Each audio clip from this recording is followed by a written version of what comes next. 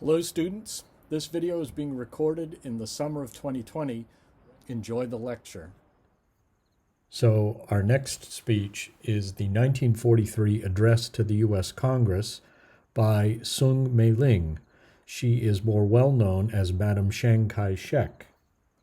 Soong Mei-Ling was born on the 5th of March, 1898 in Shanghai, China. Her father was a man of considerable wealth and also a Methodist missionary. Soong Mei-Ling and her family were Christians, and Christianity was then and still is now a minority religion in China. Her primary education was at the McTire School in Shanghai, which was a private girls' academy.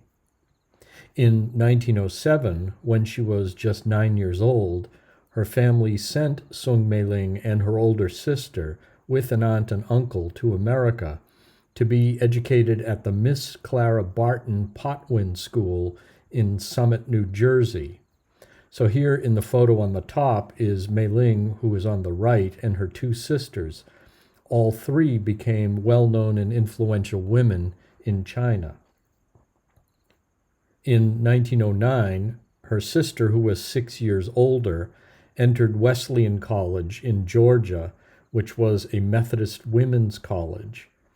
And so Soong Mei-Ling moved to Georgia with her sister and attended 8th grade at the Piedmont College, which was another Methodist institution.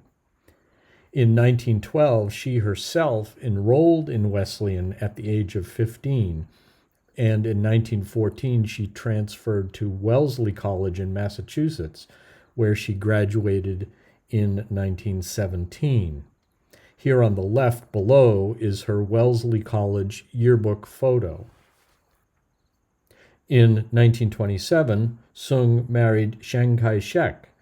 When they met in 1920, he was already married. He divorced his wife and eventually converted to Christianity so he could marry Soong. Chiang was a close associate of Sun Yat-sen, who was the leader of the Kuomintang, the Chinese Nationalist Party, who, with their communist allies, had overthrown the imperial dynasty. Sun Yat-sen was the provisional first president of the Republic of China and was married to Soong Mei-Ling's older sister. Sun Yat-sen died in 1925, and following a party power struggle, Chiang Kai-shek emerged as the leader of the Republic, making Soong Mei-Ling essentially the First Lady of China. Together, they pursued a program aimed at the unification of China and the promotion of Chinese nationalism. But Chiang also maintained a rivalry with and hostility toward his former communist allies, an enmity that led to a Chinese civil war. In 1934, Soong, or Madam Chiang, assumed primary responsibility for the New Life movement, which promoted cultural reform and civic renewal guided by traditional Chinese virtues. Then in 1937, Japan invaded China, and the World War began for the Chinese people. Soong established the Chinese Women's National War Relief Society to assist widows and orphans affected by the war. In 1938, her husband appointed her as deputy commander of the Air Force of the Republic of China. In 1940, Soong published a book entitled "This is Our China," aimed mainly at an American audience. It consisted of a series of personal essays she had written over a period of several years. Later that year, she made a worldwide radio broadcast, again aimed mainly at the American audience, in which she appealed for help in China's fight against Japan. In 1943, she embarked on an 8-month speaking tour of the United States. The United States, of course, now was an ally in the war against Japan. And on February 18th, she delivered the address to the United States Congress, which is the subject of our study today. Atlantic Magazine referred to that event. In order to shore up American support for the Chinese cause, Madame Chiang barnstormed the U.S. during the 1940s, charming Americans with her excellent Southern accented English and oratorical skill. After the defeat of Japan and the end of World War II, the civil war in China between the nationalists led by Chiang Kai-Shek and the communists led by Mao Zedong intensified. When the communists defeated the nationalists, Soong retreated to Taiwan with her husband and maintained the remnant of the Republic of China there. She never again returned to mainland China. In 1975, her husband Chiang Kai-Shek died, and she then moved to the United States. In 1995, when she was 97 years old, she returned to the U.S. Capitol and delivered a brief address to a United States Senate reception. Soong Mei-Ling died on October 23, 2003, in New York City. She was 105 years old. Now, at the time when she gives her speech to the U.S. Congress, she is already a well-known world figure and actually quite popular in the United States, as is made clear in these newsreels from the period right before her address. In this first one, she is shown greeting Doolittle's raiders in China after they had bombed Tokyo and landed in China. If you don't know the heroic story of Doolittle's raiders, it's something you should look up and read about. The Doolittle bombers of Japan are decorated by the wife of China's war leader. These pictures, now brought out of the distant interior of China, show an incident in the long homecoming journey of the bomber crews who raided Tokyo. They launched one of the startling blows in the war, and now at Chongqing received the Military Order of China.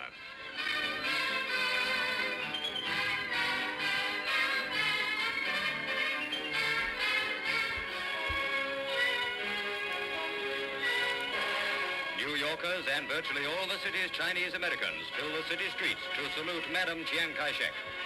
A civic welcome which reaches dizzy heights of excitement in New York's Chinatown. The Oriental Quarter does itself proud. When the Chinese celebrate, they spare nothing to show their pleasure. And they're not alone in recognizing Madame Chiang as a wonderful woman. Young China has a proud place in the festivities. Young China has other places too. And here she comes. With a bodyguard of Secret Service men clinging to her car, Madame Chiang gets the welcome of a lifetime.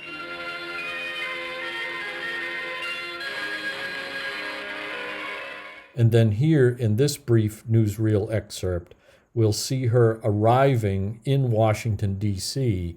right before her address to Congress. Madame Chiang Kai-Shek, First Lady of China, is welcomed to Washington by Mrs. Roosevelt, First Lady of the United States. Madame Chiang, for 15 weeks under medical care in New York, appears quite recovered as she hurries to greet President Roosevelt, who awaits her in his automobile. Her momentous meeting with the President is her first public appearance in the United States.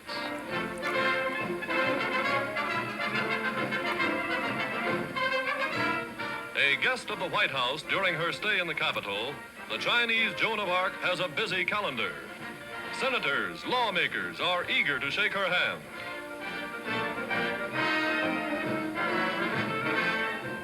A tremendous ovation marks her dramatic appearance before the House of Representatives. Here, American-educated Madame Chiang Kai-Shek, called the most powerful woman in the world, addresses the elected representatives of the American people. So let's now look at that speech to the United States Congress from February 18th, 1943, and ask about the genre and also the exigence, the audience, and the constraints. And here we see Madame Chiang Kai-Shek, Soong Mei-Ling, on the front cover of Time magazine. Also here is the closing line of her address. Man's mettle is tested both in adversity and in success. Twice is this true of the soul of a nation. So what is the genre of this address? And as Ling Yang points out in her chapter on this speech, it has clear elements of both deliberative and epideictic rhetoric. She is speaking to a deliberative body, and she has a clear deliberative purpose insofar as she has proposals that she wants the U.S. Congress to accept and support, but she also has great praise for the American allies and especially for the American fighting men who are also, like the Chinese people, battling against Japan. So what then is the exigence and the audience and the constraints? The exigence here is that she, as a representative of the Chinese government, is seeking support for China. So she goes to the United States Congress to rally support for China as an equal ally in the war against Japan. She emphasizes that they have a common cause, China and the United States. And she also wants to prepare the way for China to become an equal partner in the future in the post-war world. Her audience here is obviously, in the immediate sense, the United States Congress. Not only are they the audience present for the speech, but they possess the political power to guide the legislation and the policy that would respond to Madame Chiang's exigence. In a wider sense, she's also speaking to all of the American people, and in a strong public relations effort, ingratiating herself and the people of China with the American people. And then what are the constraints here? There is a difficult history between China and the United States, and some of that difficult history certainly constrains Soong Mei-Ling's speech to the U.S. Congress. There is also the setting and the occasion of a formal address to a foreign legislative body, and that formality of the occasion requires that she responds with what we might call diplomatic language. So here are some critical questions that we can ask about Soong Mei-Ling's address to the United States Congress. How does Soong overcome the differences in national identity that exist between her and her main audience? What does she do to find common ground and construct identifications with her audience? And then, how do you think Soong serves as a representative of the Chinese people? What impression of her character emerges from the speech? And who are the Chinese people that are portrayed in her speech? We could add to this as well, who are the American people that are portrayed in her speech? We could also ask, how would you characterize Soong's use of historical narrative, especially her history of the recent past and China's experience in the World War? And what do you think of Soong's use of anaphora, that figure of speech that involves the repetition of the beginning of successive sentences? We'll recognize that figure of speech here with her repetition of "let us not forget." A couple of more critical questions. How does Soong characterize the common Japanese enemy? Do you think these characterizations are consistent with her calls for a post-war world of harmony and peace? And then finally, what are the main deliberative proposals that mark Soong's address? What does she propose that the U.S. Congress should do? Now, before we take a look at the speech itself, let's take a look at the chapter from the 2017 PhD dissertation by Ling Yang, Soong Mei-Ling's 1943 American Speech Tour, a study in the rhetoric of public diplomacy, and we'll be focusing in particular on Chapter 3, entitled Traditional Friendship and a Better World, Speaking to Congress. So Yang points out that in speaking to the Senate and the House of Representatives, Soong achieved a rhetorical status never before experienced by a Chinese, a female diplomat, or a representative of a people prohibited from legally entering the United States and becoming American citizens. Yet while her position was unprecedented, she faced cultural, political, and diplomatic constraints that decidedly limited her rhetorical options. Axis wartime propaganda and American domestic disputes about the conduct of the war required that Soong present her ideas without overtly criticizing America or negatively influencing its unity. She needed to advocate an Asia First policy while responding to an extremely intricate network of constraints. So we could identify this as a kind of an abstract or summary which introduces the main thesis of the chapter, and it focuses in particular on the difficulty of some of the constraints faced by Soong Mei-Ling. Yang goes on to point out that Soong believed China's contributions and sacrifices were being overlooked by America and Britain. In one of her secret wires to Chiang, she noted that China had fought courageously throughout the war, not just for its own well-being, but for that of the whole world. Since my arrival in the United States, she declared, I made up my mind that despite our poverty, we cannot bend our body and beg for help. In an earlier cable sent after a meeting with Eleanor Roosevelt, with whom she is depicted here on the left, Soong had told Chiang that she was very happy to learn that Mrs. Roosevelt agreed with her that China was making sacrifices for all of humanity. Soong's words reflected China's resentment of what it saw as America's indifference to Japanese aggression in China. Now, later in the chapter, Yang reflects further on the difficult constraints faced by Soong Mei-Ling. Soong also needed to avoid confrontational rhetoric due to the fact that U.S.-China relations in the 19th and early 20th century had been filled with racism and xenophobia. Deep in American public memory were stories of attacks on American missionaries and residents in China during the Boxer Rebellion.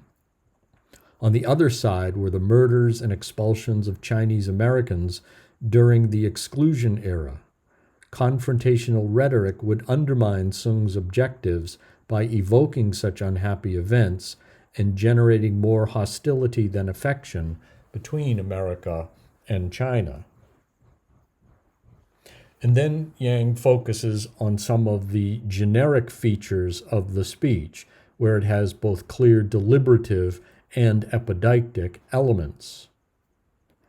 Despite all these constraints, Soong managed to convey a deliberative speech to Congress, one that skillfully integrated epideictic elements to create a masterpiece of diplomatic rhetoric.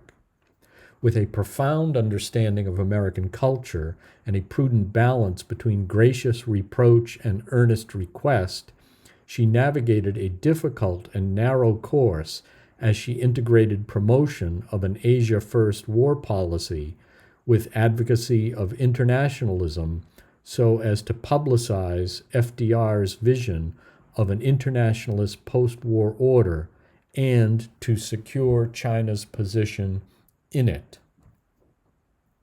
And finally, we can point to Yang's focus on what Kenneth Burke called identification.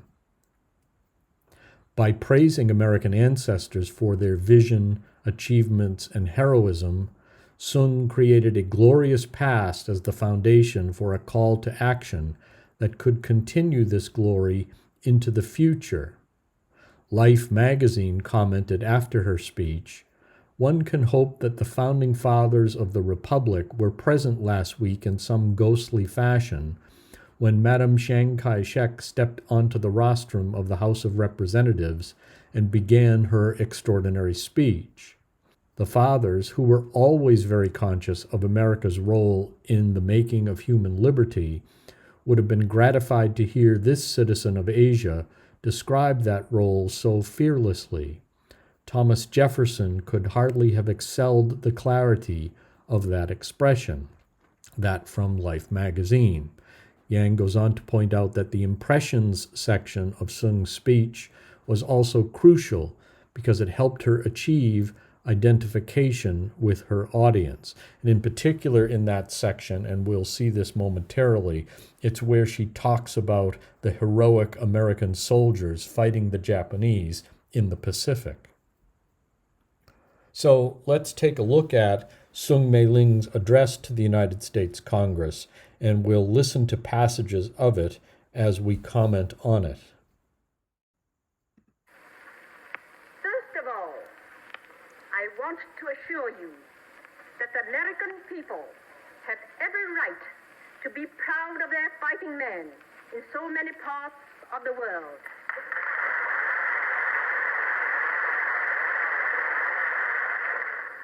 I am particularly thinking of those of your boys in the far-flung, out-of-the-way stations and areas where life is attended by dreary drabness. This because their duty is not one of spectacular performance, and they are not buoyed up by the excitement of battle. They are called upon, day after colorless day, to perform routine duties, such as safeguarding defenses and preparing for possible enemy action. Your soldiers have shown conclusively that they are able stoically to endure homesickness, the glaring dryness and scorching heat of the tropics, and keep themselves fit and in excellent fighting trim. They are amongst the unsung heroes of this war, and everything possible to lighten their tedium and buoy up their morale should be done. That sacred duty is yours. So in this passage, we see what Time magazine called a little deft flattery, which is a way of saying we see the effort of Soong Mei-Ling to identify closely with Americans and especially with the families of American fighting men. She says, "First of all, I want to assure you that the American people have every right to be proud of their fighting men in so many parts of the world. They are called upon day after colorless day to perform routine duties such as safeguarding defenses and preparing for possible enemy action. They are able stoically to endure homesickness, the glaring dryness and scorching heat of the tropics." And she asks Congress to support them, just as the American people would desire. She says to Congress, that sacred duty is yours. The second impression of my trip is that America is not only the cauldron of democracy, but the incubator of democratic principles. At some of the places I visited, I met the crews of your air bases. There I found first-generation Germans, Italians, Frenchmen, Poles, Czechoslovakians, and other nationals. Some of them had accents so thick that if such a thing were possible, one could not cut them with a butter knife. But there they were, all American, all devoted to the same ideals, all working for the same cause, and united by the same high purpose. No suspicion or rivalry existed between them. This increased my belief and faith that devotion to common principles eliminates differences in race, and that identity of ideals is the strongest possible solvent of racial dissimilarities. And in this passage, I think we see Soong Mei-Ling expressing something that Americans held as a fundamental or core belief. That is, American nationalism and American patriotism transcends the old world ethnic identity of the American fighting man. America is not only the cauldron of democracy, but the incubator of democratic principles, she says, as she admires how Americans of German, Italian, French, Polish, Czechoslovakian, and other national and ethnic origins work together in their commitment toward promoting democracy and winning the war against tyranny and aggression. But there they were, all Americans, she said, all devoted to the same ideals, all working for the same cause, and united by the same high purpose. No suspicion or rivalry existed between them. This increased my belief and faith that devotion to common principles eliminates differences in race, and that identity of ideals is the strongest possible solvent of racial dissimilarities. And we note, of course, here that Soong is speaking to the Congress and to the American people in a time still of racial segregation in America. So it was a very delicate commentary to make as she reflects on the transcendent values that overcome ethnic and racial divisions. Let us not forget that Japan in her occupied areas today has greater resources at her command than Germany. Let us not forget that the longer Japan is left in undisputed possession of these resources, the stronger she must become. Each passing day takes more toll in lives of both Americans and Chinese. Let us not forget that the Japanese are an intransigent people. Let us not forget that during the first 4.5 years of total aggression, China has borne Japan's sadistic fury unaided and alone.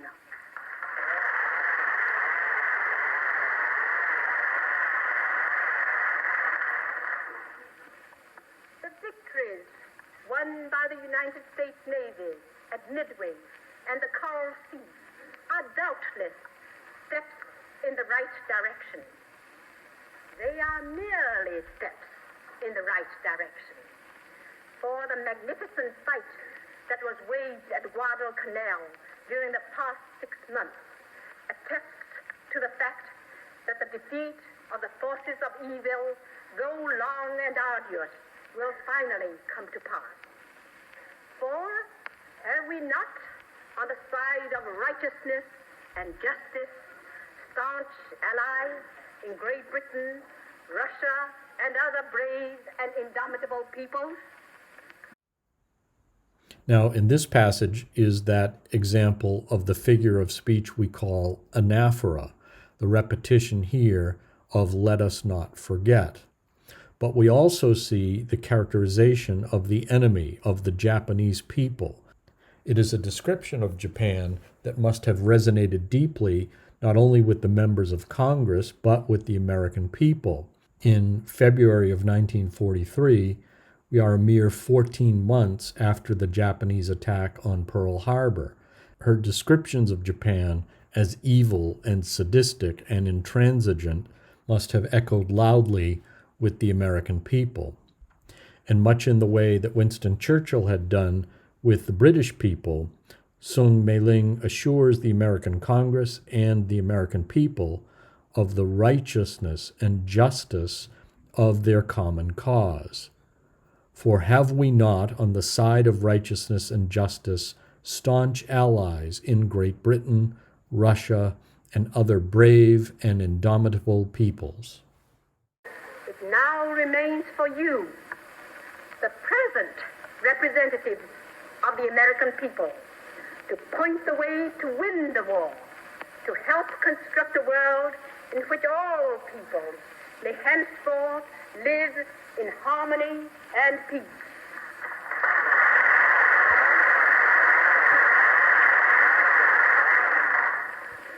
May I not hope that it is the resolve of Congress to devote itself to the creation of a post-war world? to dedicate itself to the preparation for the brighter future that a stricken world so eagerly awaits. We of this generation who are privileged to help make a better world for ourselves and for posterity should remember that while we must not be visionary, we must have vision, so that peace should not be punitive in spirit and should not be provincial or nationalistic or even continental in concept, but universal in scope and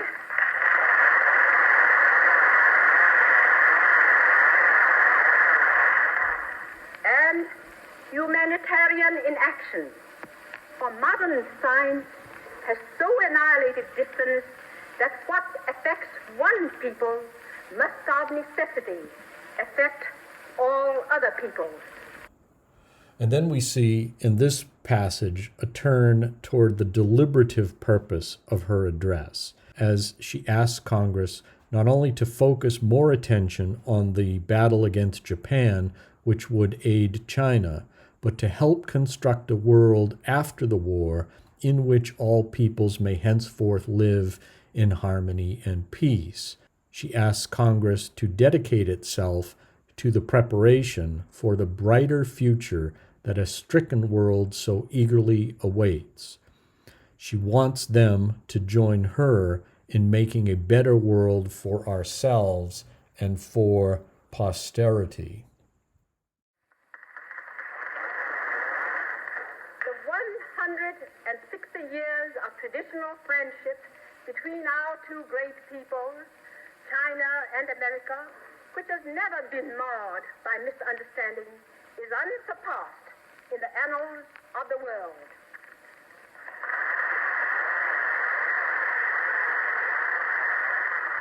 I can also assure you that China is eager and ready to cooperate with you and other peoples to lay a true and lasting foundation for a sane and progressive world society which would make it impossible for any arrogant or predatory neighbor to plunge future generations into another orgy of blood.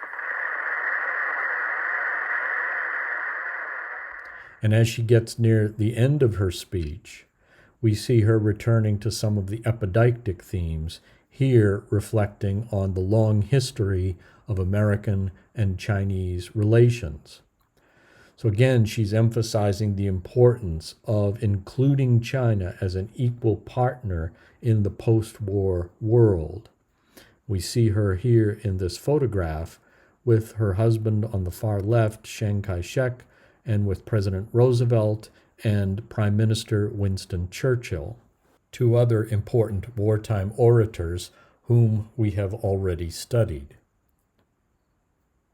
So, what was the response to her speech? As far as the American people were concerned, it was very positive. The text of her two addresses, the one to the United States House of Representatives, which we focused on here today, and the more informal extemporaneous speech that she was not expected to deliver, but did to the United States Senate. Both texts of those addresses were printed in the New York Times. And here also is one story about the response of Congress to her speech, which too was very favorable. They referred to her speech as an eloquent plea, and it earned for her a rousing ovation. Now, after her speech to the United States Congress, she went to New York City and spoke at Madison Square Garden to 17,000 people, and there again had a very favorable reception from the American people who came out to listen to her oration there. She then went on to Ottawa, Canada, and spoke before the Canadian Parliament in a speech designed to accomplish much of the same goals she had in speaking to the American government. Now, we mentioned that Soong Mei-Ling, Madame Chiang Kai-Shek, died in 2003 in New York at the age of 105, and she is interred at the Ferncliff Cemetery Mausoleum in Hartsdale, New York. So I invite you, if you have questions or comments on Soong Mei-Ling's address to the United States Congress, please post them to the discussion board.